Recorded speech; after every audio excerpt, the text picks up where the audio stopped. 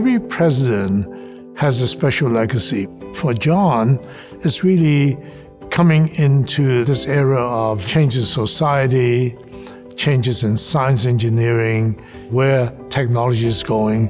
And I think he's done it really well by leading the NAE, for that matter, engineering field, to move into this really important area of technology.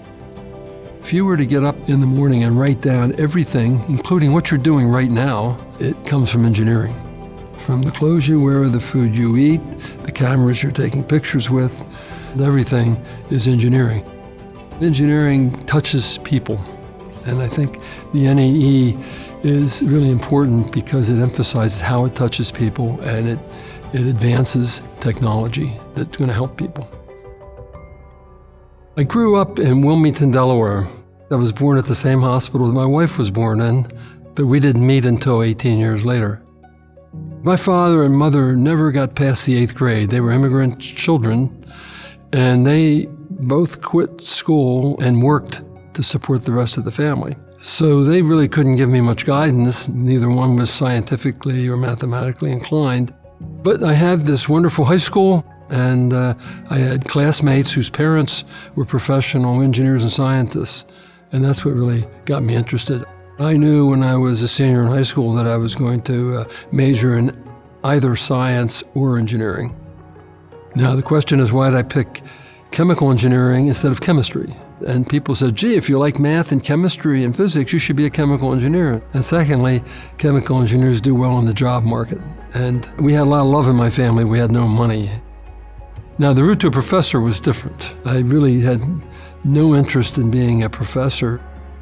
But the Vietnam War was raging, and I was going to be drafted. I got commissioned at the University of Illinois as a second lieutenant. And then when I was looking for a job, I found out that no companies would hire me because I couldn't tell them when I would start, because I thought I was going to have to go on active duty when I finished my degree. Several universities offered me a position. I said, well, I'll do that for a couple years. So that's how I ended up in academia. I was there 48 years. And I started as assistant professor and ended up as president of the university, and I had every job in between, and I loved it. I'm a chemical engineer myself, so I knew of John Anderson when I was a studying assistant professor. It is very important that we put the appropriate guidelines in place to make sure that technology moves in a direction that it is useful for the humanity, and I think John is doing this in an exceptional way. John is just a very thoughtful, engaged leader. He is thoroughly steeped in the culture of engineering. John's been very clear in his values. So from making sure engineering is seen as a major driving force, but also he's actually been very interested in the issue of diversity. So under John, I think maybe for the first time, there's a creation of a diversity committee. Part of it was to make people aware that minorities need visibility. I think that's one of the most significant things that happened in my presidency, was to form that committee.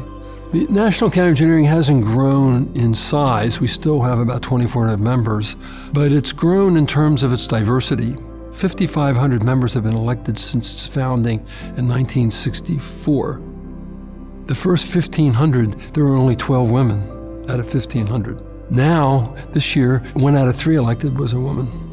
So we've made great strides in diversity. I'd like to be remembered as a leader who listened, and as a leader who worked hard at advancing the National Academy of Engineering in several dimensions. John just has had so many of the premier leadership roles that, honestly, it was no surprise to me at all that the Viterbi School would honor him.